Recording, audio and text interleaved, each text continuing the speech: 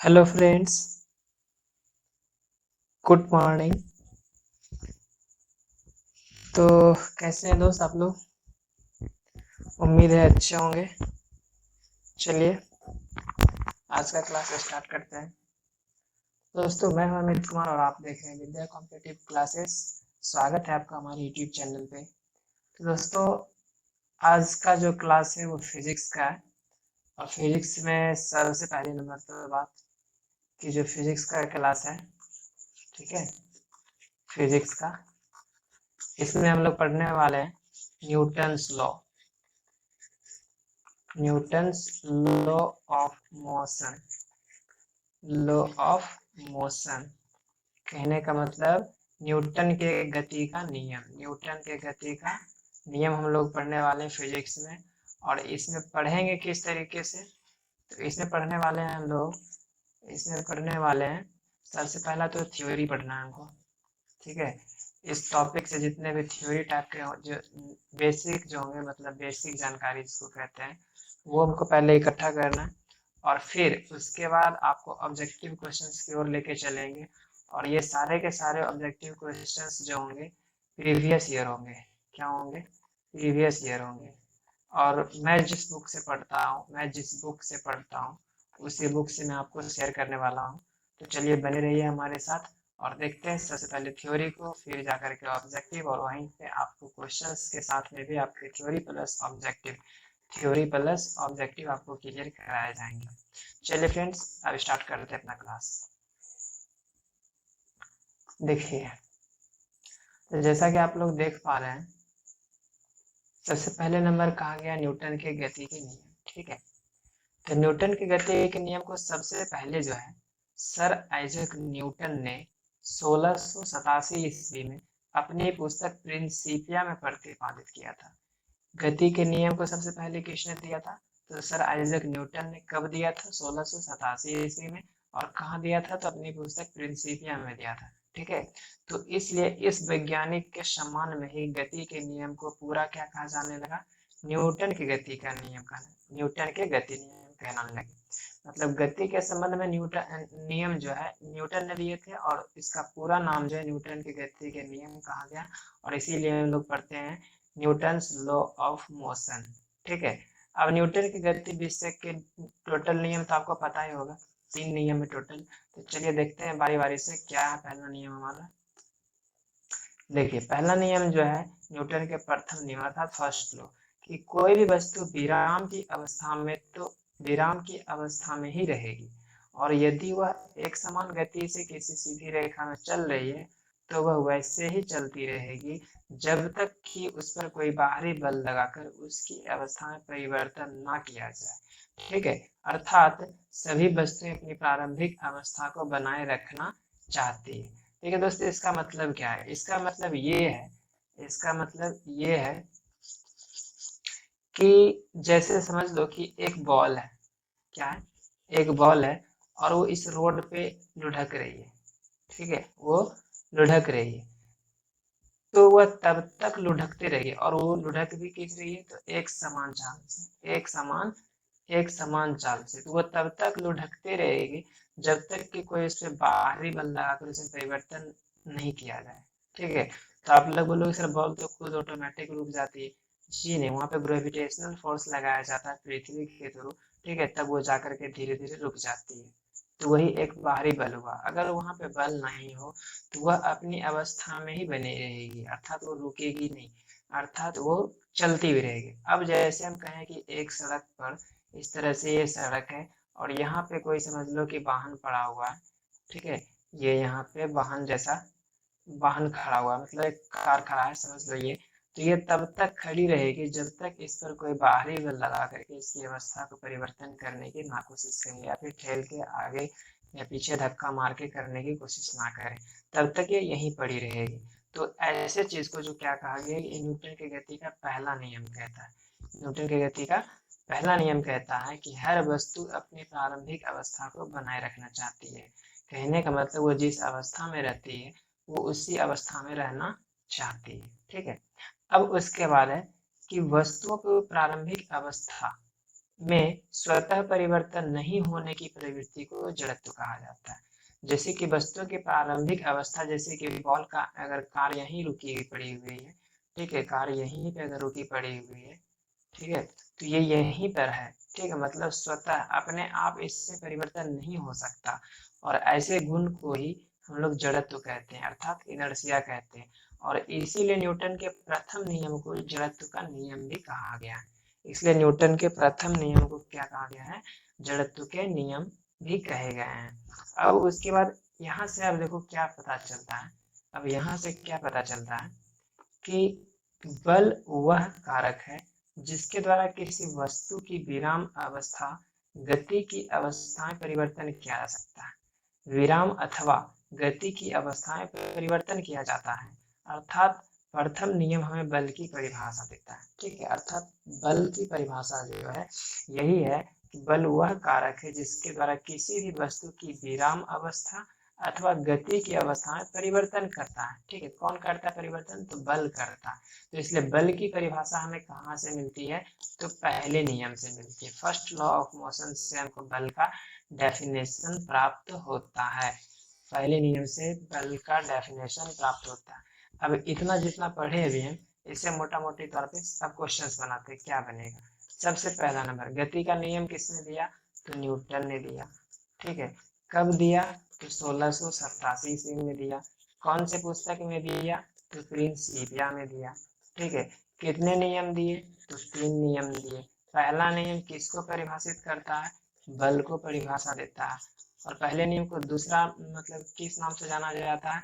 तो जड़त्व का नियम कहा जाता है, ठीक है। जड़त्व किसको कहते हैं? तो स्वतः परिवर्तन नहीं होने की प्रवृत्ति को, स्वतः परिवर्तन नहीं होने की प्रवृत्ति को हम लोग जड़त्व कहते हैं। ये मोटा मोटी अभी आपको समझ में आया इतना चीज। चलिए अब बढ़ते हैं इसके कुछ एग्जाम्पल्स में। आपको पता होगा कि ये कहाँ से पढ़ा रहा हूँ मैं। ये है हमारा लूसेंट का जो साइंस आता है, लूसेंट का साइंस जो आता है मैं वहीं से पढ़ा रहा हूँ आपको। ये मेरा अंडरलाइन किया हुआ था, बाद में मैंने स्कैन करके पीडीएफ बनाया है। तो ये मेरा पढ़ लिया था, मैं इसी तरह से पढ़ता हूँ। चलिए बढ़ते हैं आगे। अब ये देखिए उदाहरण, ठीक है। उदाहरण कहने का मतलब है कि रुकी हुई गाड़ी के अचानक चल पड़ने पर उससे बैठे यात्री पीछे की ओर झुक जाते। देखिए अगर ये ट्रेन है, ठीक है, और ये आपका सीट है और आप यहाँ पे ऐसे करके बैठे हुए हो, ठीक है, यहाँ बैठे हुए, और अगर यहाँ पे इंजन है और जगह ये अचानक चलती है तो आप क्या होते हैं ना, सीट के पीछे गिर जाते हैं, अर्थात आप पीछे की ओर लुढ़क जाते हैं, अर्थात पीछे की ओर झुक जाते हैं। तो ऐसा क्यों होता है? तो न्यूटन के गति के पहले नियम के अर्थात होता है, और ये जड़त्व के कारण होता है, ठीक है। चलिए अब दूसरा नंबर क्या बोल रहा है कि चलती हुई गाड़ी के अचानक रुकने पर उसमें बैठे यात्री आगे की ओर झुक जाते हैं। और जैसे अगर ये चल रही है और अचानक यहाँ पे रुक गई तो ये क्या होता है, सर हमारा आगे की ओर झुक जाता है, सर हमारा आगे की ओर झुक जाता है। इसलिए कभी कंफ्यूज नहीं होना है कि गाड़ी के अचानक चल पड़ने पर बैठे यात्री पीछे मतलब आगे बढ़ेगा तो पीछे लुढ़केगा, और अगर रुकेगा तो आगे लुढ़क जाएगा, ठीक है, रुकेगा तो आगे लुढ़क जाएगा। चलिए तीसरा क्या है कि गोली मारने से कांच में गोल छेद होता है परंतु पत्थर मारने से कांच का टुकड़ा टुकड़ा हो जाता है। तो ऐसा भी क्यों होता है? तो न्यूटन की गति के पहले नियम का उदाहरण है। क्वेश्चन आपको ऐसा ही देगा कि इसमें न्यूटन के गति के पहले नियम के कौन उदाहरण है, ठीक है, और आपको 3-4 उदाहरण दे दिए जाएंगे, फिर आपको इसमें अलग करना होगा। अगला है कि हथौड़े को हत्थे में कसने के लिए हत्थे को जमीन पर मारते हैं ताकि उसमें धूल आ जाए, ठीक है, और हत्था कसा मतलब हथौड़े को कस पाए, वो स्लिप ना करे। तो ऐसा जो है ये सारा का सारा पहला नियम का उदाहरण है। अगला, कंबल को हाथ से पकड़कर डंडे से पीटने पर धूल के कण जो नीचे गिर जाते हैं, ये भी हमारा पहला नियम का ही उदाहरण है। चलिए आपको उदाहरण बहुत ही अच्छे तरीके से समझना होगा, क्योंकि आपका ग्रुप बी का जो क्वेश्चन आने वाला है या फिर रेलवे का जो भी ज्यादातर वो क्या होते हैं कि उदाहरण से ही हमको क्वेश्चन दिया जाता है। चलिए फ्रेंड्स आगे बढ़ते हैं। अभी एक चीज और देख रहे हो, 6-7 अभी मतलब 2-8 तक एग्जाम्पल है। जैसा मैं इसको बड़ा कर लेता हूँ, ठीक है।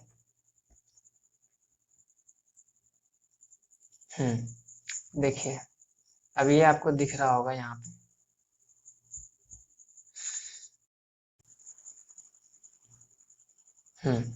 देखिए आपको यहाँ पे क्या दिख रहा है कि यदि पानी से भरे गिलास के ऊपर एक पोस्ट कार्ड और उस पर एक सिक्का रखें और पोस्ट कार्ड को आगे की ओर झटका दें तो पोस्ट कार्ड आगे की ओर गिर जाता है, लेकिन सिक्का कहाँ जाता है, गिलास में गिर जाता है।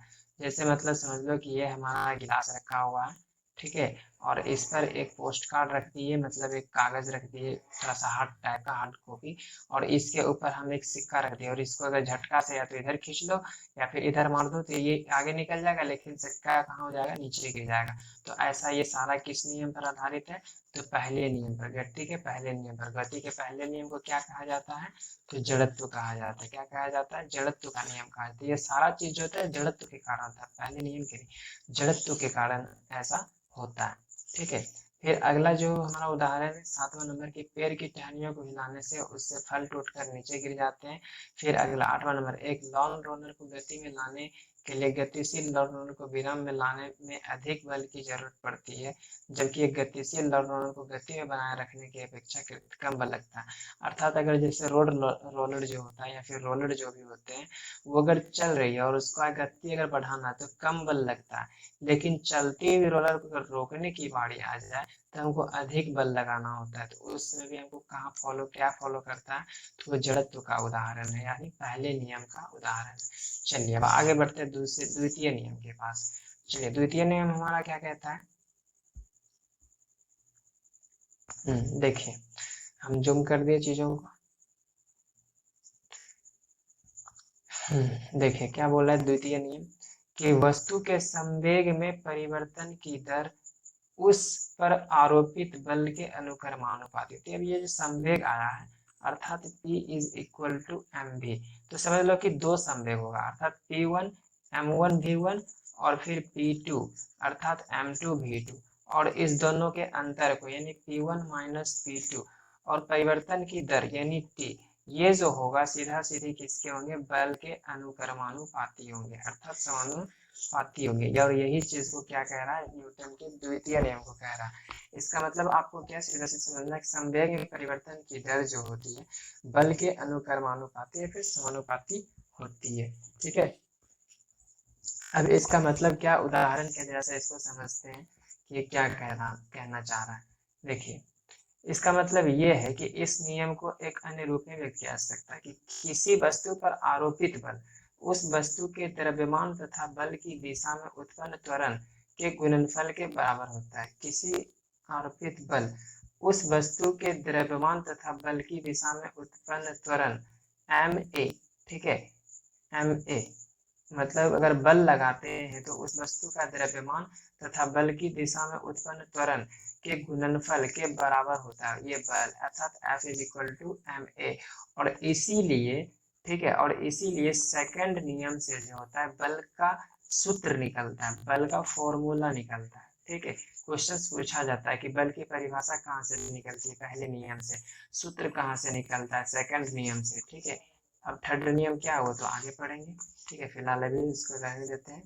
चलिए देखिए आगे बढ़ते हैं, आगे क्या बता रहा है कि यहाँ पे कि यदि f इज इक्वल टू 0 हो अर्थात a इक्वल टू 0, क्योंकि m शून्य हो ही नहीं सकता है, किसी वस्तु का कुछ ना कुछ तो द्रव्यमान होता ही है, ठीक है।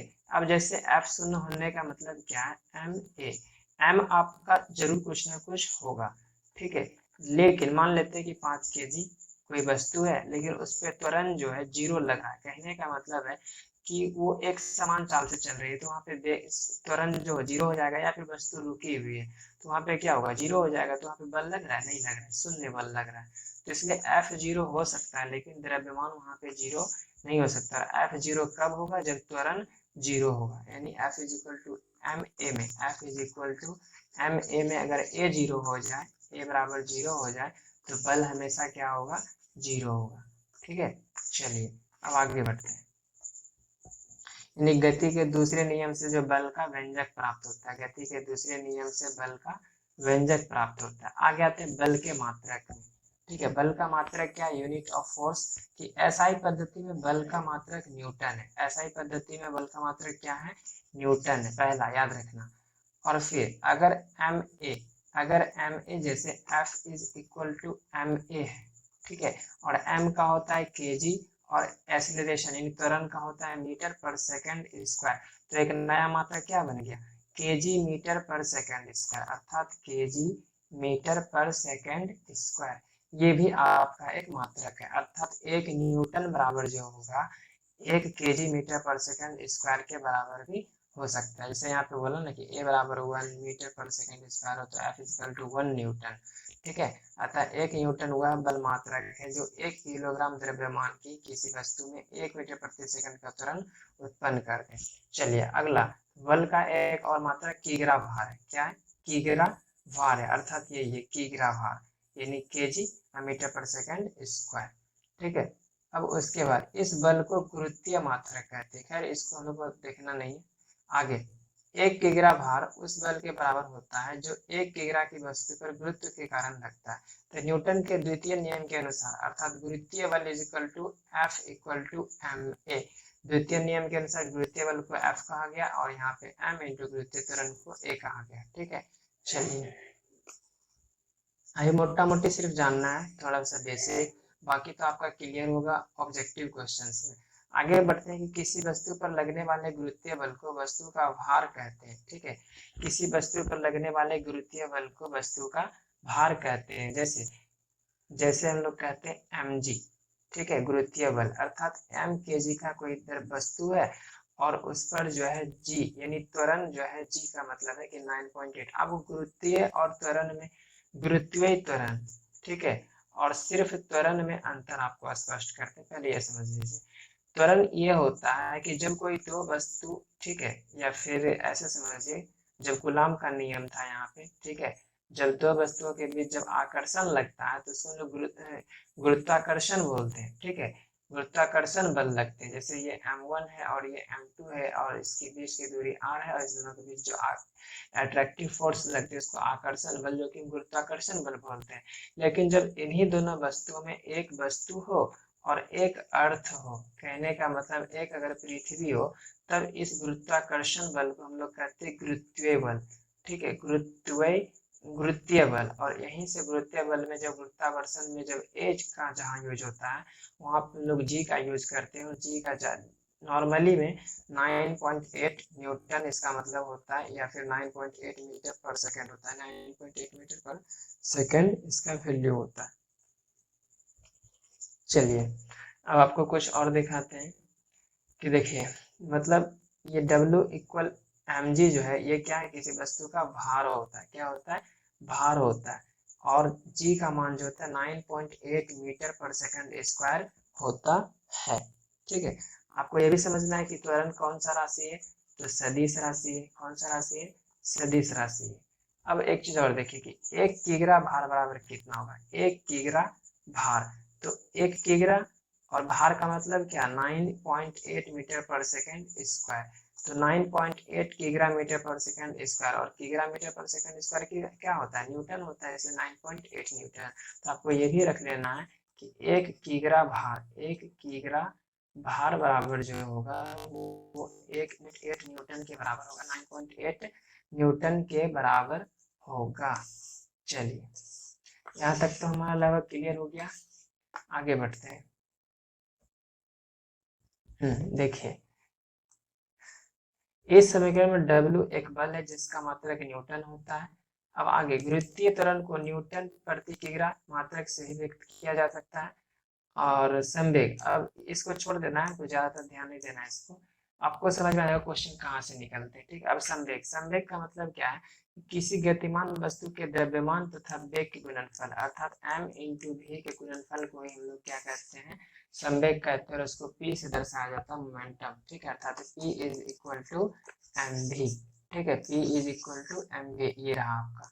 और फिर थोड़ा सा कुछ देख लेते हैं इसमें और कि संवेग क्या है, तो संवेग एक सदिश राशि है और इसका ऐसा ही मात्रक, देखो यहाँ पे m भी था ना, तो m का मतलब क्या होता है, केजी, और v का मतलब मीटर पर सेकंड।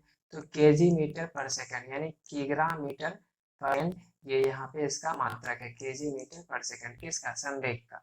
ठीक है, अब आते हैं आवेग में। तो यदि कोई बल किसी वस्तु पर कम समय तक कार्यरत रहे तो बल और समय अंतराल के गुणनफल को उस वस्तु को आवेग कहा जाता है। ठीक है, अर्थात F समझ रहे हैं आप? इसका मतलब है कि आवेग हम किसको कहते हैं कि जब भी किसी वस्तु पर बल लगाया जाता है फिर थोड़े समय के लिए, तो F मतलब जितना बल लगाया गया और जितना समय लगा गया इस दोनों का गुणनफल ये हमारा क्या कहलाता है, आवेग, अर्थात J is equal to F into समय यानी T। अब जैसे इसको समझाएंगे यहाँ पे एग्जाम्पल के तौर पे हम लोग समझेंगे कि दूसरा नियम का हमारा फायदा क्या है या फिर दूसरे नियम से क्वेश्चन क्या बनते हैं। दूसरे नियम का क्वेश्चन ज्यादातर हमारे एग्जाम्पल से बनते हैं, क्या बनते हैं तो इसको समझिए। पहला जो कि सबसे इम्पोर्टेंट है ये आईक्यू है कि समान वेग से आती हुई क्रिकेट गेंद एवं टेनिस गेंद में से टेनिस गेंद को कैच करना आसान होता है। यानी अगर समान वेग से यानी एक ही स्पीड से अगर दो गेंदें आ रही है, एक क्रिकेट का गेंद हो और एक टेनिस का गेंद हो, ठीक है, तो टेनिस वाले को कैच करना आसान होता है, टेनिस वाले को कैच करना आसान होता है। ये किसका उदाहरण है, तो सेकंड नियम का उदाहरण है। ऐसा क्यों? क्योंकि क्रिकेट का बॉल थोड़ा बड़ा होता है तो केजी इसका मतलब ज्यादा होगा भार, और टेनिस का थोड़ा सा भार कम होगा, ठीक है, तो हो सकता है इसको आसान होगा। फिर दूसरा नंबर देखते हैं, क्रिकेट खिलाड़ी तेजी से आती हुई गेंद को कैच करते समय अपने हाथों को गेंद के वेग की दिशा में गतिमान कर लेता है ताकि चोट कम लगे। और यही सबसे हमारा इम्पोर्टेंट है दूसरे नियम का। दूसरे नियम का जो सबसे बड़ा इम्पोर्टेंट है यही है कि जैसे कि एक समझ लो कि ये हमारा प्लेयर है, ठीक है, ये हमारा प्लेयर है और यह जो है क्रिकेट खेल रहा है और यहाँ से बॉल यूं आ रही है, तो इसने क्या किया, यहाँ से बॉल को पकड़ा और इसी की दिशा में इधर खींच दिया, ठीक है, तो यहाँ पे इसने अपना बल लगाया और बल की दिशा में बल लगाया, थोड़े समय के लिए लगाया, यहाँ पकड़ा और यहाँ तक खींचा, तो मान लो कि 1 सेकंड या 2 सेकंड के लिए बल लगाया हुआ, तो इस समय क्या होता है कि बल का मान यानी समय का मान अधिक करके जो है समय का मान बढ़ा करके उसने बल के स्पीड को मतलब वो कम कर देता है, इसके कारण उसको चोट जो है कम लगता है, और यही सबसे बड़ा इम्पोर्टेंट है और ये दूसरे नियम से संबंधित है। अगला, गद्दा या मिट्टी के फर्श पर गिरने पर सीमेंट के बने फर्श के गिरने की तुलना में कम चोट लगते हैं। कहने का मतलब अगर आप ढलैया किए हुए फर्श पर अगर गिरोगे आप तो आपको ज्यादा चोट लगेगा, वहीं अगर मिट्टी पे आप गिरते हो आंगन में तो आपको कम चोट लगेगा, या फिर गद्दे पे गिरते हो तो कम चोट लगता है, और जब फर्श पे मतलब सीमेंट वाले फर्श पे गिरते हो तो आपको ज्यादा चोट लगता है। ये सारा किससे संबंधित है, तो दूसरे नियम से संबंधित है। अगला, गाड़ियों में स्प्रिंग और शॉक एब्जॉर्बर लगाए जाते हैं ताकि झटका कम लगे। जो हमारे गाड़ी जो होते हैं, कार हो या बस हो, ठीक है, इसमें जो स्प्रिंग लगे होते हैं, सॉकर जिसको बोलते हैं, ठीक है, वो इसलिए लगाया जाता है ताकि झटका कम लगे। तो ये भी किस पर काम करता है, तो सेकंड लॉ पे ही काम करता है, सेकंड लॉ पे ही काम करता है ये सारा का सारा।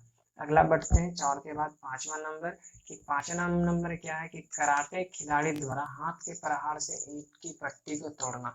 वो जो झटके से तोड़ता है ना, जब भी आप देखे होंगे कि ये अगर ईंट है, ठीक है, ये ईंट है तो उसको एक ही झटके में तोड़ देता है, तो बहुत ही स्पीड से कम समय के लिए बल लगाता है, और वहां भी जो है संवेग में सारा परिवर्तन करके या फिर दूसरे नियम को फॉलो करके ही ऐसा वो करने में संभव हो पाता है।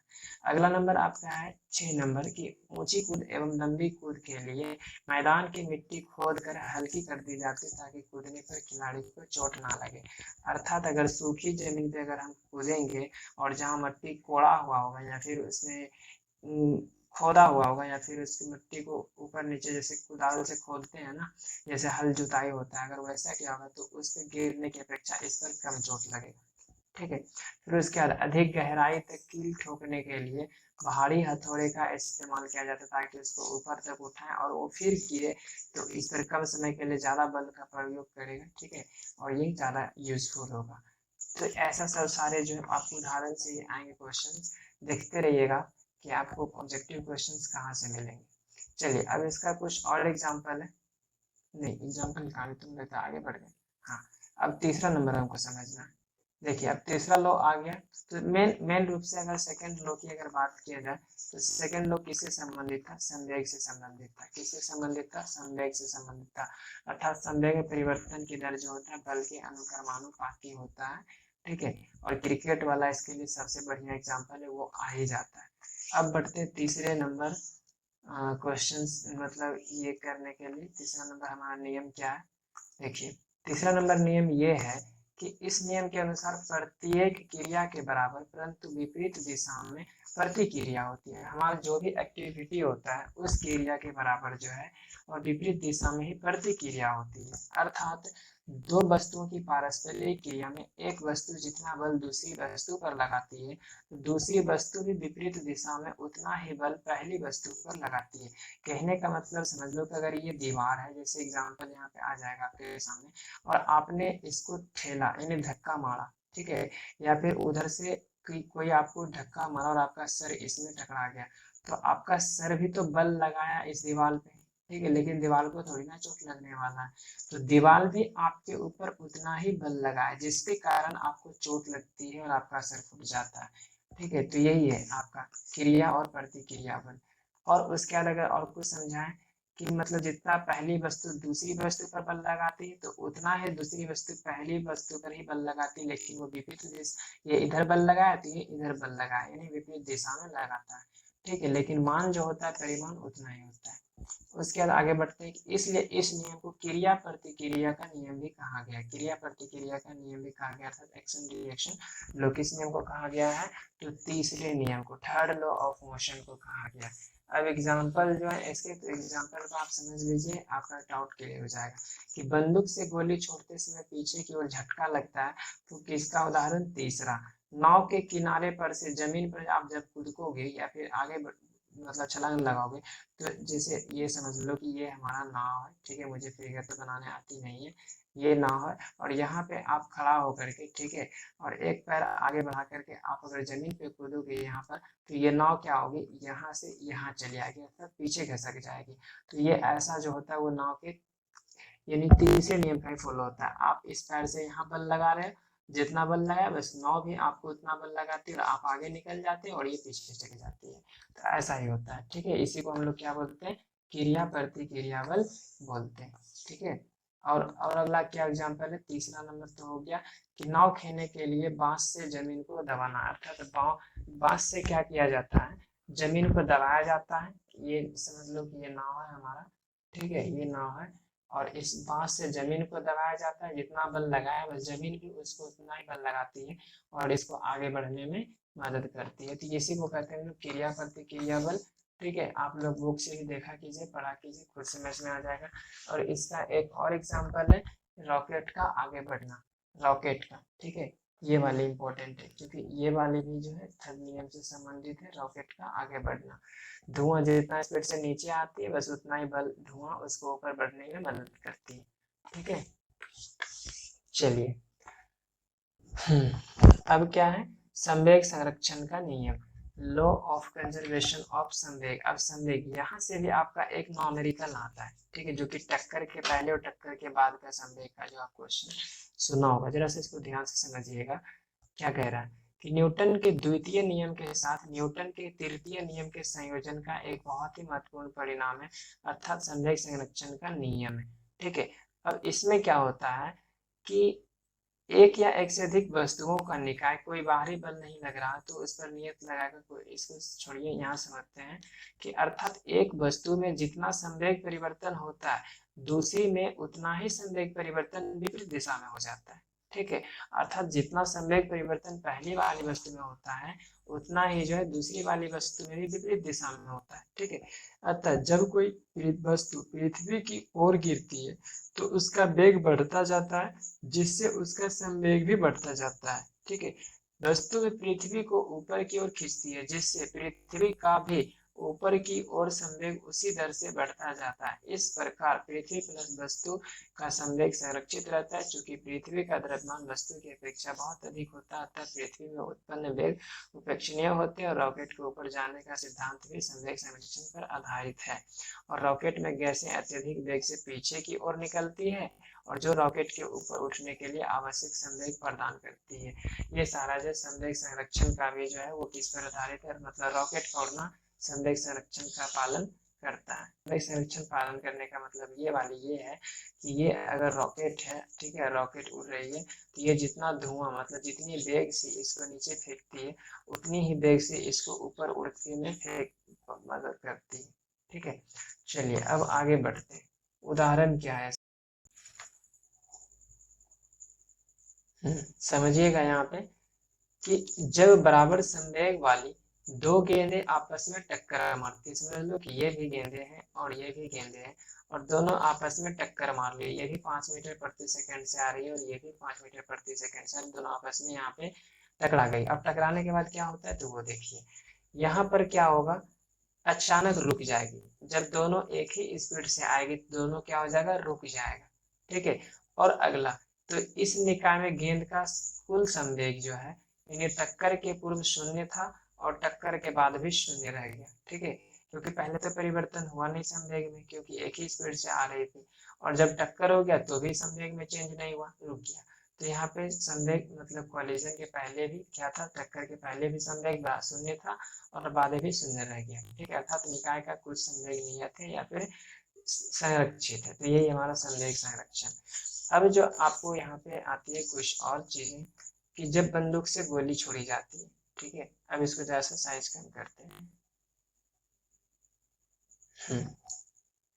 पढ़िएगा यहाँ पे कि जब बंदूक से गोली छोड़ी जाती है तो वह अत्यधिक वेग से आगे बढ़ती है, लेकिन जिससे गोली में आगे की दिशा में संवेग उत्पन्न होता है, और गोली भी बंदूक को प्रतिक्रिया बल के कारण पीछे की ओर ढकेल देता है, जिससे पीछे की ओर का संवेग उत्पन्न हो जाता है। और चूंकि बंदूक का द्रव्यमान गोली से अधिक होता है, जिससे बंदूक पीछे हटने वाले वेग में से बहुत कम होता है। ठीक है, तो ऐसा इस तरह से जो होता है संवेग संरक्षण होता है। रॉकेट पर नॉर्मल भी संवेग संरक्षण पर आधारित है। आप इसको डिटेल से समझने के लिए आप एक बार खुद से पढ़ें, क्योंकि self study is the best study way. ठीक है, चलिए अब एक चीज और है, बल का डेफिनेशन जान लेते हैं यहाँ पे थोड़ा सा, क्योंकि बल तो शुरू में ही जान चुके थे कि बल वह बाहरी कारक है जो किसी वस्तु की प्रारंभिक अवस्था यानी विराम की अवस्था या फिर एक सरल रेखा में गतिमान की अवस्था को परिवर्तित कर सकता है, यानी उसे परिवर्तन कर सकता है। ठीक है, या परिवर्तित करने का प्रयास करता है। ठीक है, तो उसको हम लोग क्या बोलते हैं, बल बोलते हैं। अब बल का ऐसा मात्रक न्यूटन होता है, सीजीएस मात्रक डाइन होता है, और 1 न्यूटन बराबर 10⁻5 डाइन होता है। ठीक है, और बल का प्रकार जो है टोटल 4 प्रकार के होते हैं, गुरुत्वाकर्षण बल, विद्युत चुंबकीय बल, दुर्लभ बल या फिर चेन बल, और एक होता है प्रबल बल। ठीक है, तो ये बल हम बाद में पढ़ेंगे। और न्यूटन का गति का नियम लगभग में मोटा मोटी तौर पर पढ़ लिए हैं। अब चलते हैं प्रीवियस ईयर के जो क्वेश्चंस हैं वो किस तरह से पूछे गए हैं और हम उसका जवाब कैसे दे पाते हैं। तो अब जो हम आपको बताने जा रहे हैं कि हम किस बुक से पढ़ते हैं ऑब्जेक्टिव के लिए। थ्योरी के लिए तो हम लुसेंट को ही बेस्ट मानते हैं। ठीक है, लेकिन अब यहाँ जो हम ऑब्जेक्टिव की अगर बात करें, ऑब्जेक्टिव की, ठीक है, ऑब्जेक्टिव की, तो ऑब्जेक्टिव के लिए आता है यूथ कंपटीशन या यूथ कॉम्पिटिशन्स। ठीक है, यूथ कॉम्पिटिशन्स का बुक आता है। ठीक है, आप ऑब्जेक्टिव उसका साइंस कर ले सकते हैं यूथ कॉम्पिटिशन का। ठीक है, तो आपको समझ में आ जाएगा, मैं लिंक दे दूंगा डिस्क्रिप्शन में, आप वहां से चेक कर सकते हैं। तो चलिए अब देखते हैं, जैसे कि आपको दिख रहा होगा यहाँ से न्यूटन के गति के नियम। ठीक है, और यहाँ से आपको ऑब्जेक्टिव क्वेश्चंस आपको देखने के लिए मिल रहे होंगे। तो 401 से स्टार्ट होता है, लगभग 25-30 क्वेश्चंस होंगे या 40 क्वेश्चंस भी हो सकते हैं। देखिए आप कितना पढ़ते हैं, सबको पढ़ लेंगे एक ही वीडियो में। ठीक है, तो गति का तीसरा नियम किससे संबंधित है, किस और वेग से संबंधित है। तो तीसरा नियम तो पहला नंबर ये देखिए कि स्थिति, बल, संवेग और समय तो किससे संबंधित है, तो स्थिति से संबंधित है। आंसर दिखा रहा है ए, स्थिति से। अब कहोगे सर ये स्थिति, बल, संवेग कुछ समझ नहीं आया, तो इसके डिस्कशन को पढ़ते हैं कि हमने क्या लिखा कि न्यूटन के गति के तृतीय नियम के अनुसार प्रत्येक क्रिया के बराबर परंतु विपरीत दिशा में प्रतिक्रिया होती है। अर्थात वेग जितना जो टक्कर लेता है, ठीक है, और इस दिशा में विपरीत दिशा में बल लगाती है, दिशा का बात कर रहे हैं यहाँ पे, तो इसलिए उसने स्थिति को टिक किया। किसको, क्या है, स्थिति को। अतः गति का तृतीय नियम किसी वस्तु की स्थिति और वेग के बीच को संबंध को दिखलाता है। ठीक है, और ये नियम जो v square minus u square is equal to 2as, यही है स्थिति जहाँ की विस्थापन को लोग निकालते हैं s को। ठीक है, चलिए फटाफट देखते हैं आगे। अब दूसरा क्वेश्चन क्या है, अब बहुत सारे क्वेश्चन को बना भी देंगे, कुछ क्वेश्चन होंगे जिसको समझना होगा। देखिए अगला क्या है, गति का दूसरा नियम किससे संबंधित है। दूसरा नियम तो सीधा सीधा आप जान रहे हो कि संवेग से संबंधित है। जो कि बल को कैच करके पीछे खींचती है। ठीक है, अब जैसे डिस्कशन करते हैं कि गति का दूसरा नियम संवेग से संबंधित है और गति के दूसरे नियम के अनुसार किसी वस्तु के संवेग में आया बदलाव उस बल पर आरोपित बल के समानुपाती होता है जिस और समान दिशा में घटित होता है, जैसा कि अभी आपको बताया था। ठीक है, आप अगर इस बुक से पढ़ेंगे ना, आप अगर इस बुक से पढ़ेंगे तो आपको ऑब्जेक्टिव के साथ साथ अलग से थ्योरी नहीं पढ़नी पड़ेगी। तो हर क्वेश्चंस को पढ़े और आप उसको जब सॉल्यूशन करके उसका देखेंगे तो आपका खुद ब खुद थ्योरी आपका क्या हो जाएगा, कंप्लीट हो जाएगा। इसीलिए हम इस बुक को प्रेफर करते हैं, खुद हम पढ़ते हैं, हम किसी का प्रमोशन नहीं कर रहे हैं, ये चीज़ आप समझिएगा, क्योंकि हम खुद स्टूडेंट्स हैं तो हम ये तैयारी करते हैं। चलिए आगे देखते हैं। तीसरा नंबर क्वेश्चन अब क्या है कि तीसरा नंबर देखिएगा, क्वेश्चन पूछ रहा है कि न्यूटन के गति का दूसरा नियम जो है मतलब कौन है। ये चारों है, 1, 2 और 3 और 4 यहाँ पे है, तो आप समझिएगा। पहला दूसरा को देख लेते हैं कि दो परस्पर प्रभावी वस्तुओं पर बलों के बीच संबंधों की व्याख्या करता है। या बी नंबर जड़त्व के नियम, तो जड़त्व का नियम तुम्हारा पहला नियम से संबंधित है, तो इसको भी छाड़ देंगे, इसको बाद में देखेंगे, ये हमारा खत्म हो गया। सी नंबर क्या है कि बल के प्रभावों को समझने में सहायक होता है। डी नंबर ऊर्जा संरक्षण के नियम, ऊर्जा तो हमको यहाँ पे है ही नहीं ऊर्जा, ठीक है, ये दूसरा चीज में आ जाएगा, तो इसको भी छाड़ दे। बच गया हमारा सी और यहाँ से ए। देखिए, दो परस्पर प्रभावी वस्तुओं पर बलों के बीच संबंध की व्याख्या और बल के प्रभावों को समझाने में सहायक है। गति का दूसरा नियम क्या कहता है कि जैसे अगर कोई स्पीड से बॉल आ रही है तो वो तेज गति से होगी, ठीक है, वो तेज गति से होगी, उसको हम चोट से बचाने के लिए जो है हम उसको पीछे की ओर खींच लेते हैं उसी दिशा में, तो हमको चोट कम लगता है, अर्थात वो बल के प्रभाव को हमको बताता है, यानी बल हमको वहां पे ज्यादा लगता है, चोट ज्यादा लगता है। जो कि हम फर्श पे गिरते हैं तो ज्यादा चोट लगता है, गड्ढे पे गिरते हैं तो कम चोट लगता है, अर्थात ये बल के प्रभाव को समझाने की कोशिश कर रहा है। इसे यहाँ पर आंसर जो होगा हमारा सी होगा, और आंसर भी यहाँ पे इसने सी दे दिया। अब इसको हम जूम कर लेते हैं, ठीक है। चलिए अब देखिए, यहाँ पे देखते हैं, फटाफट देखते चलेंगे।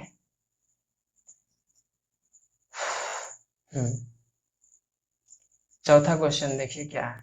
चौथा क्वेश्चन है कि समीकरण F = ma को न्यूटन के किस नियम के रूप में जाना जाता है, अर्थात ये जो सूत्र जो आया वो कहाँ से आया था, न्यूटन के दूसरे नियम से आया, इसलिए ए नंबर सही है।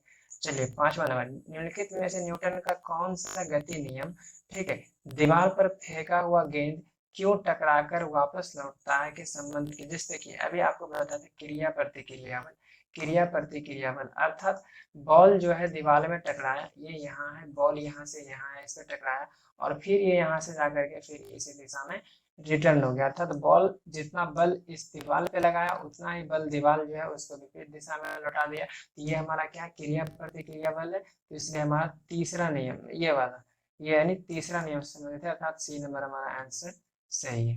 ठीक है, चलिए आगे बढ़ते हैं, आगे बढ़ते हैं, आगे बढ़ते हैं। अब देखिए, अगर जैसे इसका सॉल्यूशन आप फिर से पढ़िएगा, आपको इसे पढ़ते पढ़ते याद हो जाएगा। दीवार पर फेंका हुआ गेंद टकराकर वापस लौटता है, जो गति के तीसरे नियम की व्याख्या करता है। और जब दो वस्तुओं की पारस्परिक क्रिया में एक वस्तु जितना बल दूसरी वस्तु पर लगाती है तो दूसरी वस्तु भी विपरीत दिशा में उतना ही बल लगाती है और पहली वस्तु पर लगाती है। इनमें से किसी एक बल को क्रिया और दूसरे बल को प्रतिक्रिया कहा जाता है, और इसलिए इसे क्रिया प्रतिक्रिया का नियम भी कहा जाता है।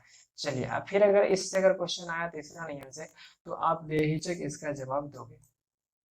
अब जैसे एक क्वेश्चन और दिख रहा है 6 में कि निम्नलिखित में से कौन सा कहता है न्यूटन के गति के तीसरे नियम के लिए सही है। अब न्यूटन की गति के तीसरे नियम के लिए क्या सही हो सकता है, देखो, बल एक ही निकाय पर लागू करता है, बल एक ही निकाय पर विपरीत दिशा में लागू करता है, बल अलग अलग निकाय पर विपरीत दिशा में लागू करता है, बल दूरी पर निर्भर करता है। बल तो यहाँ पे F = ma होता है, जो कि द्रव्यमान और त्वरण पे निर्भर करता है, तो ये तो सीधा सीधी गलत हो गया। तो यह जो आंसर होगा ये यहाँ पे होगा कि बल अलग अलग निकाय पर विपरीत दिशा में लागू करता है, यानी लागू होता है। ठीक है, तो कहने का मतलब यहाँ पर ये है कि अगर जैसे बॉल और दीवार वाला जो भी समझाए थे, ये इस पे बल लगाया तो बल इस पे लगाया, यानी बल पहले दीवार पे लगा और फिर दीवार के द्वारा बॉल पे लगा, अर्थात दो अलग अलग निकाय पर जो विपरीत दिशा में बल लगा, तो इसलिए जो इसका आंसर था वो सी नंबर था। क्या था, सी नंबर। चलिए अब आगे बढ़ते हैं। अब आगे ये है कि गति का प्रसिद्ध नियम किसने दिया? डाल्टन ने दिया, न्यूटन ने दिया, थॉमसन ने दिया या गैलीलियो ने दिया? ये तो न्यूटन ने दिए थे, ये तो आपको पता ही होगा। 1687 में दिए। कौन से बुक में दिए? तो प्रिंसिपिया में दिए थे। ठीक है, चलिए क्लियर हो गया फ्रेंड्स कि प्रिंसिपिया में दिए थे। आगे अब देखिए पढ़ते हैं। तो ये देखो एक चीज क्या लिख रहा है यहाँ पे कि न्यूटन की गति विषयक 3 नियम प्रतिपादित किए। जो पहला जड़त्व का नियम कहलाता है, दूसरा बल, द्रव्यमान और त्वरण संबंधी नियम, अर्थात F is equal to ma दिया, यानी बल, त्वरण और द्रव्यमान, ये तीनों के संबंध को बताता है कौन? दूसरा नियम। और तीसरा नियम को क्रिया प्रतिक्रिया नियम भी कहा जाता है। ठीक है, चलिए आगे बढ़ते हैं। आगे क्वेश्चन है कि एक निकाय के संवेग परिवर्तन की दर के समानुपाती होता है। एक निकाय के संवेग परिवर्तन की दर किसके समानुपाती होता है? तो सीधे लागू बल के होता है, लागू बल के। और ये दूसरा नियम से संबंधित है। आपको बता रहे थे बार बार कि संवेग में परिवर्तन अर्थात P1 माइनस P2 बटे T, और ये सीधा सीधी किसका होता है? तो F का होता है, और ये दूसरे नियम से संबंधित है। तो चलिए आपको समझ में आ गया होगा। बी नंबर इसका आंसर देख रहे होंगे आप। ठीक है, 409 में देखते हैं। 409 बता रहा है कि गति का द्वितीय नियम कौन है? अब समझना है आपको। प्रत्येक वस्तु स्थिर या एक समान गति की अवस्था में रहेगी जब तक कि शुद्ध बल की क्रिया से इसे अवस्था को बदलने के लिए मजबूर नहीं किया जाता। तो ये पहला नियम को बताता है, तो ये गलत हो गया।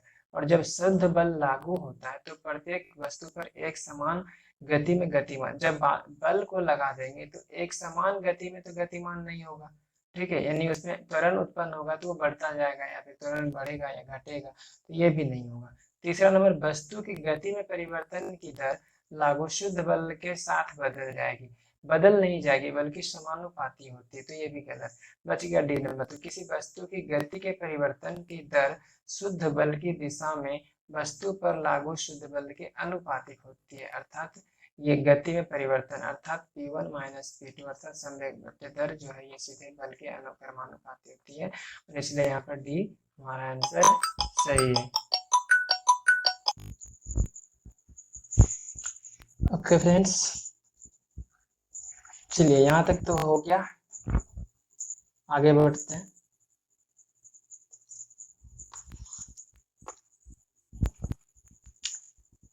ये तो हमारा थ्योरी सेक्शन में, जैसे कि एक बार पढ़ लीजिए थोड़ा सा से याद रहेगा। जैसे गति का द्वितीय नियम किसी वस्तु की गति के परिवर्तन की दर शुद्ध बल की दिशा में वस्तु पर लागू शुद्ध बल के अनुपातिक होता है। ये तो यही बात बोल रही है कि मतलब जो परिवर्तन होते है उसकी गति में परिवर्तन की दर या फिर संवेग परिवर्तन की दर जो होता है बल की दिशा में शुद्ध बल लागू के अनुपातिक होता है, अर्थात F proportional P1 minus P2 upon T, ये होता है गति का दूसरा नियम। ठीक है, चलिए आगे बढ़ते फटाफट करते हैं क्वेश्चंस को। ठीक है, अब थोड़ा सा बेसिक से पता चलेगा।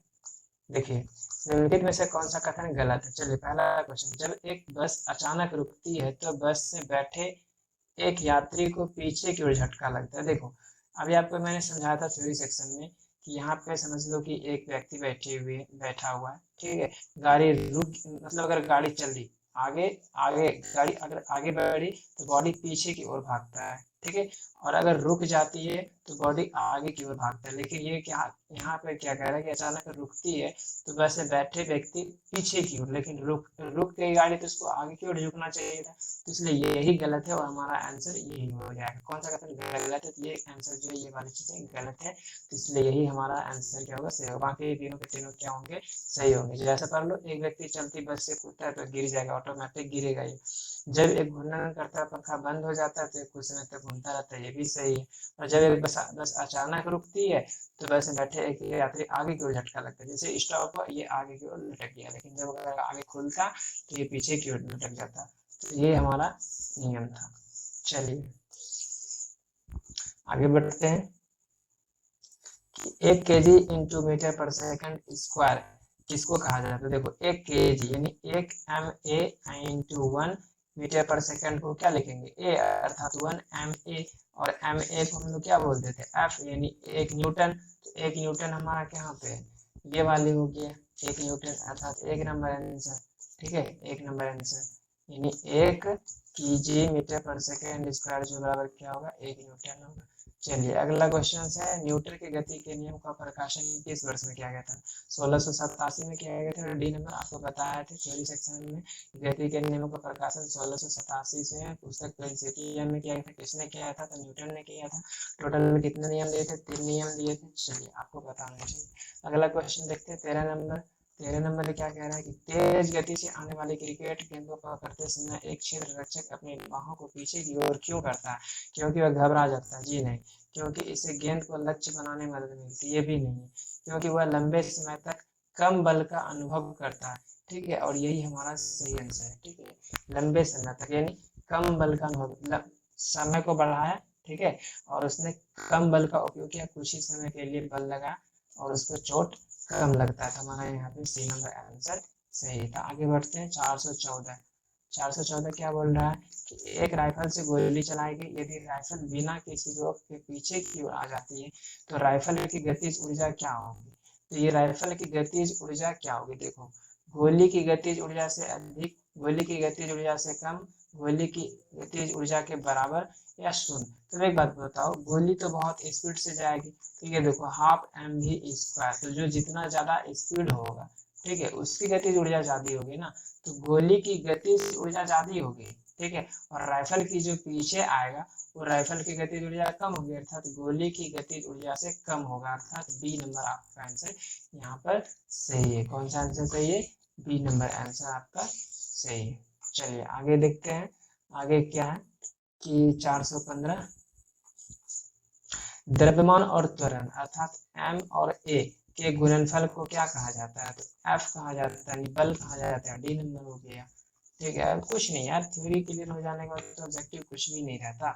और ये चीज देखते जाओ, आप जितना भी क्वेश्चन करा रहे हैं ना, सबके सब प्रीवियस ईयर है, क्योंकि ये बुक ही मैंने प्रीवियस ईयर का लिया है। आरबी ग्रुप डी पारा 10/2018 को 61 में आया था ये क्वेश्चन। ठीक है, अब इस जितना भी क्वेश्चन में दिखाऊंगा उसमें एएलपी, ग्रुप डी, एनटीपीसी ऐसे कुछ पूछा है क्या। देखिए अगला क्वेश्चन 416 में बताया गया है, निम्नलिखित में से कौन सा उदाहरण न्यूटन की गति विधि से तृतीय नियम की व्याख्या है? अभी थर्ड नियम को बताना है, थर्ड नियम को सिलेक्ट करना। देखो रॉकेट लॉन्च करना, रॉकेट लॉन्च करना ये भी तो तृतीय नियम का ही उदाहरण करता है। ठीक है, बस के अचानक चलने पर यात्रियों के पीछे, ये पहला नियम है। चलिए, जब हम पैडल चलाना बंद करते हैं तो साइकिल धीमी शुरू हो जाती है, भी पहला नियम है कि बल लगाए, ठीक है, दिशा में बल कम हो गया तो क्या हो गया, मतलब उसकी स्पीड कम होगी, पहला ही। फिर तेजी से आती हुई क्रिकेट गेंद को समय धीरे धीरे अपने हाथ पीछे की ओर से जाता है, ठीक है, तो ये दूसरा नियम है, ये पहला नियम है। तो तीसरा नंबर ये रॉकेट लॉन्च करना, आपको बताए थे फिर इस सेक्शन में, और यही हमारा आंसर भी है। चलिए आगे बढ़ते हैं, आगे है जब एक नाविक, सब अपना वही पढ़ा हुआ है जो लुसेंट को मैंने भी पढ़ा था, उसी से क्वेश्चन से, जब एक नाविक आगे की दिशा में कूदता है तब नाव पीछे की तरफ हट जाती है, और यह उदाहरण न्यूटन के कौन से नियम से है? तो जब ये बताए थे आपको अभी कि ये हमारा समझ लो कि नाव है, ठीक है, ये हमारा नाव है, और जब आप यहाँ पे पाँव रख करके आगे छलांग मारते हो तो ये पीछे की ओर घिस जाता है और आप आगे चले जाते थे, क्रिया प्रतिक्रिया नियम था। तो तीसरे नियम से फॉलो कर रहा है, किस नियम से? तीसरे नियम से। तो ये हो गया गति का तीसरा नियम, अर्थात आंसर हो गया हमारा सी। ठीक है, चलिए आगे बढ़ते हैं, आगे बढ़ते हैं 418। 418 क्या बोल रहा है कि रॉकेट लॉन्चिंग कौन से समय पर आधारित है, कौन से नियम पर आधारित है? रॉकेट लॉन्चिंग अभी जस्ट पढ़ा था, न्यूटन के तीसरे नियम, देखो पढ़ो, न्यूटन की गति का तृतीय नियम, तो पहला आंसर हो गया हमारा सही। ठीक है, पहला आंसर ही हमारा यहाँ पे सही हो गया। चलिए आगे बढ़ते हैं। देखिए अब आप जब भी इस बुक को पढ़ोगे ना, तो आप डिटेल्स में पढ़ते जाओगे, आपको टोटल चीजें याद होगी। ऐसे तो आपको मैंने थ्योरी पहले लुसेंट से करवा दिया, तो इसे लुसेंट सफिशिएंट है आरआरबी के लिए, रेलवे के लिए। ठीक है, तो रॉकेट लॉन्चिंग न्यूटन गति के तीसरे नियम पर आधारित है। न्यूटन ने अपने तृतीय में बताया कि प्रत्येक क्रिया के बराबर तथा उसके विरुद्ध प्रतिक्रिया बल होती है। जैसे उदाहरण दिया गया, बंदूक से जब गोली चलाई जाती है तब चलाने वाले को पीछे की ओर धक्का लगता है। तीसरा नियम का उदाहरण, पानी में खड़े नाव से जब जमीन पर कूदा जाता है तो नाव पीछे की ओर चला जाता है। ठीक है, ये भी क्वेश्चन आता है कि जब जमीन, नाव पीछे की ओर जाएगा या फिर आगे की ओर जाएगा। तो यहाँ पे आपका थ्योरी सेक्शन भी क्लियर होता है, ऑब्जेक्टिव भी क्लियर होता है। अब देखो ये एएलपी का क्वेश्चन पूछा गया, ये वाले, ठीक है, यहाँ पर दिख रहा होगा क्वेश्चन क्या है वो समझो कि दोनों वस्तुओं के मध्य का बल हमेशा बराबर और विपरीत होता है, यह विचार न्यूटन के किस नियम है? तो सीधा सीधा तीसरा नियम हो जाएगा क्योंकि तभी हो सकता है कि ऊपर बल लगा, यानी ये इस पे बल लगाया और ये इस पे अगर एफ लगाया है तो ये इस पे माइनस एफ लगाएगा, यानी विपरीत बल लगाएगा। ठीक, और दोनों का बल क्या होता है, बराबर ही होता है। चलिए, सारा चीज एकदम क्लियर हो रहा है। आगे देखते हैं 420। 420 में क्या है कि जब एक स्थिर देखिए अगला क्वेश्चन क्या है 420 में कि जब एक स्थिर बस चलना प्रारंभ करती है तो उसमें खड़े व्यक्ति पीछे की दिशा में गिर जाता है। देखो बस चलना प्रारंभ किया, ठीक है, बस आगे बढ़ा और वो जो है व्यक्ति पीछे की ओर गिर गया। ठीक है, तो ये कौन सा नियम में स्थित है, तो पहला नियम में स्थित जो कि जड़त्व का नियम है, न्यूटन की गति के प्रथम नियम से संबंधित है। ये आरआरबी एएलपी से पूछा गया था क्वेश्चन। ठीक है, पूछा गया क्वेश्चन है सारा का सारा। चलिए आगे फिर एक क्वेश्चन है कि एक व्यक्ति स्थिर पानी में नाव पर खड़ा है और यदि वह नाव की तट की ओर जाता है तो नाव क्या होगा। देखो अब एक चीज समझना, एक व्यक्ति स्थिर पानी में नाव पर खड़ा है, यानी स्थिर पानी में नाव पर खड़ा है। अब यदि वह नाव तट की ओर जाता है, यानी तट की ओर जाता है, यानी कहने का मतलब किनारे लगता है, तो क्या होगा, नाव तट से दूर चली जाएगी, स्थिर रहेगी, तट की ओर चलेगी, डूब जाएगी। तो ये देखो क्या होगा, जब तट की ओर चलता है तो तट से दूर चली जाएगी, क्या हो जाएगा, तट से दूर चले। देखो एक व्यक्ति स्थिर पानी में नाव पर खड़ा है और यदि वह नाव में किनारे की ओर चलता है, तो नाव तट से दूर चली जाएगी। न्यूटन के तीसरे नियम से जब व्यक्ति आगे की ओर जाएगा, ठीक है, तो उसके विपरीत क्रिया लगेगा जिससे नाव तट से दूर, यानी वो जब आगे आ जाएगा। क्वेश्चन थोड़ा सा कुछ छिपा लिया जेई का क्वेश्चन से, ठीक है, इसमें अपना सेंस लगाना होगा कि जब व्यक्ति आगे जाएगा नाव से मतलब उतर के वो तट पर जब जाएगा तो नाव क्या हो जाएगा, पीछे आ जाएगी। यानी तट अगर यहाँ है, व्यक्ति छलांग लगा के यहाँ है, तो ये यहाँ से थोड़ा सा पीछे चला आएगा। ठीक है, चलिए आगे बढ़ते हैं कि जब बंदूक से गोली छोड़ी जाती है, कहने का मतलब है कि जब बंदूक से गोली छोड़ी जाती है तो बंदूक विपरीत दिशा में धक्का लगाती है। और न्यूटन ये किस यार, ये बकवास कितने क्वेश्चन दोगे एक ही चीज। गति के तीसरे नियम से आपका बी नंबर आंसर हो गया आपका। ठीक है, चलिए आगे बढ़ते जाते, टोटल कितने क्वेश्चन है देख ही लेंगे सबको। न्यूटन की गति का तीसरा नियम निम्नलिखित में से किस स्थितियों पर लागू होता है। तीसरे नियम को पहचानना। देखो जब कोई व्यक्ति नाव से नदी के किनारे कूदता है तो नाव पीछे की ओर चला जाता है, यही तो है हमारा तीसरा नियम। बाकी बस सारा गलत होना चाहिए। देखते हैं, एक बस में खड़े यात्री पीछे की दिशा में गिरता है जब बस अचानक चलती है, सही है, लेकिन ये पहला नियम से संबंधित है। जब कोई व्यक्ति सीमेंट वाली फ्लोर पर गिरता है तो उसे चोट लगता है, ये दूसरा नियम से संबंधित है और ये भी सही है। और तेजी से चलती क्रिकेट गेंद को पकड़ते समय एक क्षेत्ररक्षक अपने हाथों के पीछे की ओर खींचता है, ये भी सही है, लेकिन ये भी दूसरा नियम से संबंधित है। तो तीसरा नंबर तुम्हारा यहीं पे था कि नाव से जब नदी के किनारे कूदता है तो नाव क्या होता है, पीछे की ओर गिर जाता है, मतलब पीछे की ओर मतलब हो जाता है। ठीक है, चलिए अब 424 देखते हैं क्या है कि निम्नलिखित में से कौन सा न्यूटन की गति के तीसरे नियम का उदाहरण है। अब तीसरे नियम को ही पकड़ना है कि तेजी से आती हुई क्रिकेट गेंद को पकड़ते समय क्षेत्ररक्षक गतिमान धीरे धीरे अपने हाथ को पीछे की ओर ले जाता है, ये जो है दूसरा नियम से संबंधित है। ठीक है, जब हम पैडल चलाना बंद करते तो साइकिल धीमी हो जाती है, पहला नियम है। जब बस अचानक चलती है तब यात्रियों को पीछे की ओर झटका लगता है, ये भी पहला नियम से। रॉकेट लॉन्च करना, ये हमारा तीसरा नियम से संबंधित है, तो यही हमारा आंसर हो जाएगा। ठीक है, तो इसी तरह से हमको थ्योरी क्लियर रखना, ऑब्जेक्टिव में कोई दम नहीं रहेगा। ठीक है, झूठ फूस का अफवाह फैला दिया, ग्रुप डी हार्ड क्वेश्चन पूछती है साइंस का, ऐसा कुछ भी नहीं है। ठीक है, हमारा भी तो पहला ही अटेम्प्ट होगा, इस बार देखते हैं कैसे होता है। चलिए क्वेश्चन क्या, बल की परिभाषा किसके आधार पर व्याख्यात किया जा सकता है। तो न्यूटन के परिभाषा है ना, बल की परिभाषा, तो न्यूटन के पहला नियम में ही परिभाषा मिल गया था, यानी बी नंबर आंसर हो गया हमारा। और अगर न्यूटन के मतलब बल का व्यंजक पूछा जाए, यानी बल का फॉर्मूला पूछा जाए, तब आपका दूसरा होता है। दूसरा नंबर में क्या था, फॉर्मूला था, क्या था, फॉर्मूला था। ठीक है, चलिए आगे बढ़ते हैं। आगे क्या है 426, देखते हैं 426 में क्या है कि किसी भी क्षण किसी रॉकेट का त्वरण निर्वासित गैसों के वेग की घात nth के समानुपाती होता है, यहाँ n का मान होना चाहिए। अब इसको पढ़ते हैं। एक नंबर बोल रहा है कि रॉकेट न्यूटन गति के तीसरे नियम पर कार्य करता है। रॉकेट के भीतर एक कक्ष में ठोस या तरल ईंधन को ऑक्सीजन की उपस्थिति में जलाया जाता है। जिससे उच्च दाब पर गैस उत्पन्न होती है। यह गैस पीछे की तीव्र गति से निकलता रहता है। अतः निकलने वाली गैस की गति रॉकेट की गति के समान और विपरीत होनी चाहिए, अर्थात रॉकेट की गति प्रोपोर्शनल गैस की चाल n, तो अर्थात n बराबर 1। यहाँ पर जो ये होगा 1 के समानुपाती होगी। ठीक है, तो इस चीज़ को अगर नया आपको लग रहा है तो आपको दिमाग में रख लेना है। ठीक है, आपको क्या करना है, दिमाग में रख लेना है कि यहाँ पे अगर ऐसा क्वेश्चन हो तो ये किसके टर्म में रहेगा, तो ये 1 रहेगा। ठीक है, यहाँ पे चलिए अब आगे बढ़ते हैं। क्वेश्चन तो हो ही सकते हैं कि तो नया जो कि समझ में नहीं आ रहा है, फिर पढ़े हुए नहीं है। अब देखो एक न्यूमेरिकल आया, क्या है न्यूमेरिकल, देखो समझो कि एक 70 kg का आदमी 50 न्यूटन का बल से एक 50 kg के आदमी को धक्का देता है, तो 50 kg वाले आदमी ने दूसरे व्यक्ति को कितने बल से धकेला। तो ये देखो अब क्या है, ये तो हमको लगता है टक्कर वाला क्वेश्चन आ गया, या फिर प्रतिक्रिया प्रतिक्रिया लगा सकते हैं। तो ये देखो पहला वाला जो बल लगाया था वो ma होगा। ठीक है, ma होगा, अर्थात ये 70 गुना 50 हो जाएगा, सॉरी 50 न्यूटन है ना, तो ये 50 न्यूटन अर्थात F,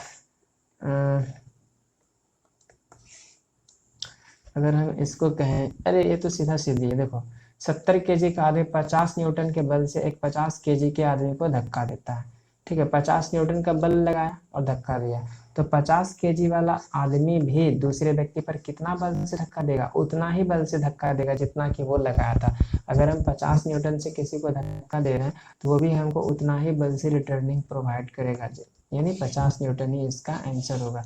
यहाँ पे उलझना नहीं था, सीधा सीधी इसका आंसर था, अभी हम भी उलझ रहे थे।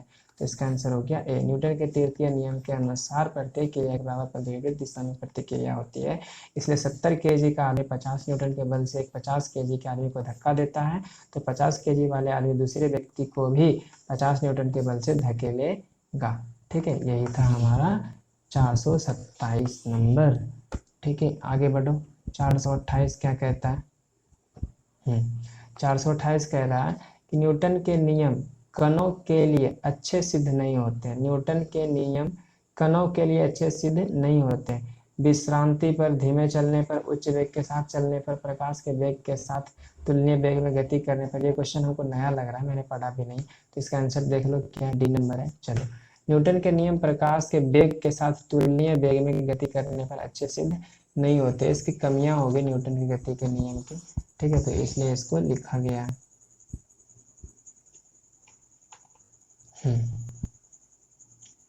चलिए आगे बढ़ते हैं, काफी लंबा वीडियो भी लगता हो रहा है। देखिए 423 में क्या, स्थिर या गति अवस्था में परिवर्तन का विरोध करने की एक वस्तु की परिवर्ती को तो बल कहते हैं।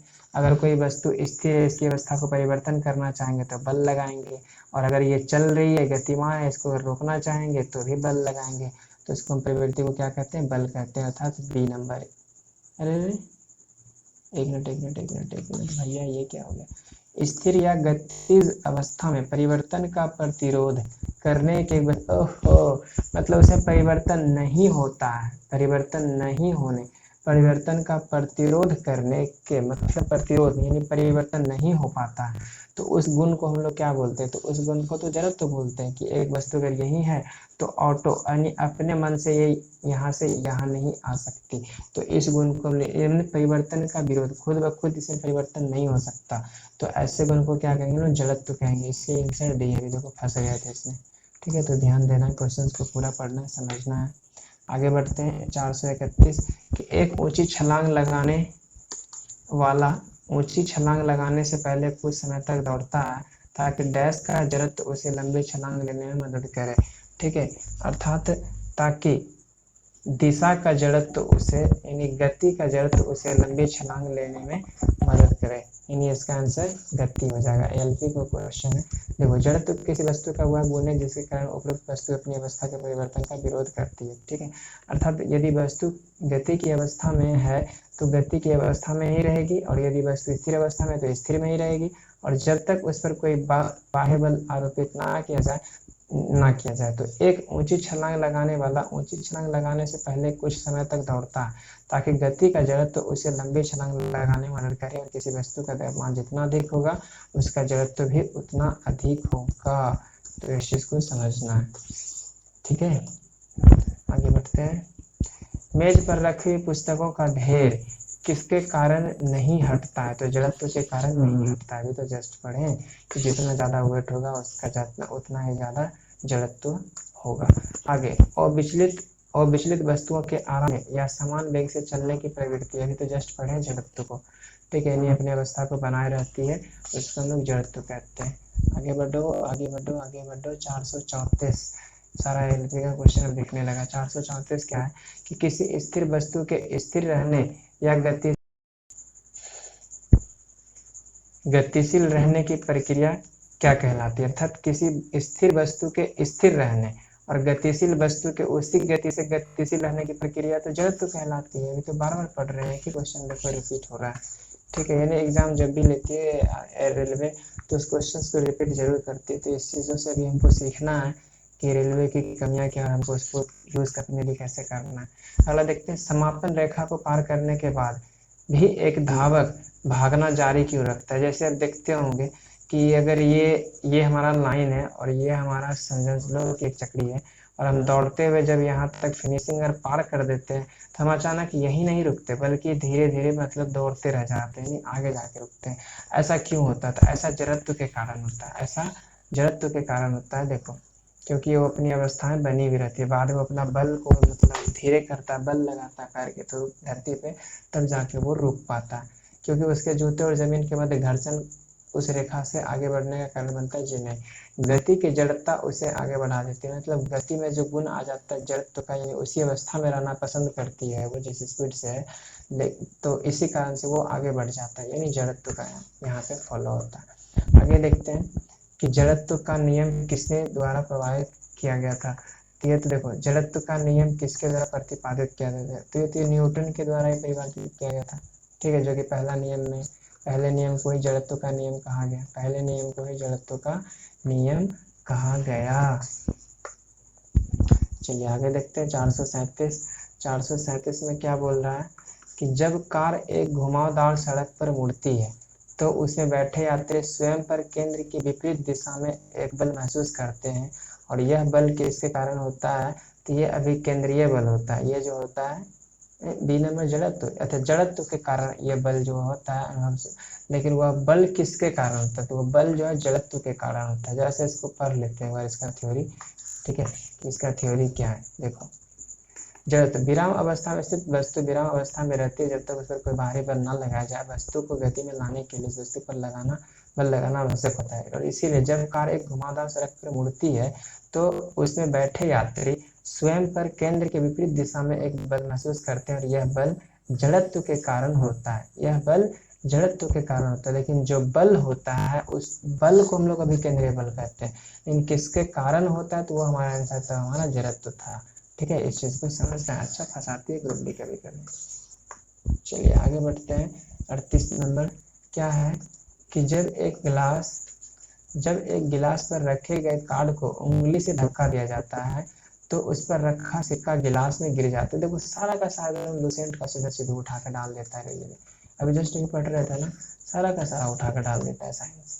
चलो अब क्या है ना कि तो सिक्का गिलास में गिरता है, यह किस नियम से संबंधित है, तो पहले नियम से संबंधित है, यानी जड़त्व के नियम से संबंधित है कि एक गिलास बना लो, ठीक है, यहाँ पे हम लोग जो एक कार्डबोर्ड रख देते हैं, इसके ऊपर सिक्का रख देते हैं, जब इसको यहाँ से ठेलोगे तो ये सड़क के इधर निकल जाएगा, लेकिन सिक्का यहाँ जाके गिर जाएगा। तो ये किस प्रवृत्ति में है, जड़त्व का ये नियम होता है यहाँ पे।